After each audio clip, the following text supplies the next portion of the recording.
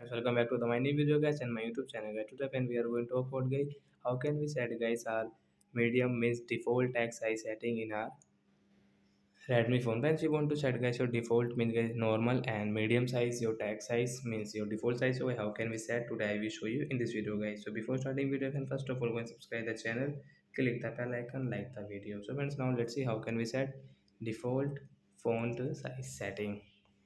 So scroll it and after on phone setting guys you can see guys your display setting guys, tap here again, scroll friends, you can see guys your text size mean font size setting guys. You can see guys there are six sizes and friends which size guys you like means guys you want to set to default and medium size. So let's click on this large size, this normal size, small size, and friends you can see your text size means your font size will default means medium size, normal size. So like that guys we can set default text size mean default font size setting in a Redmi phone. So that's it guys, thanks for watching the video, bye guys.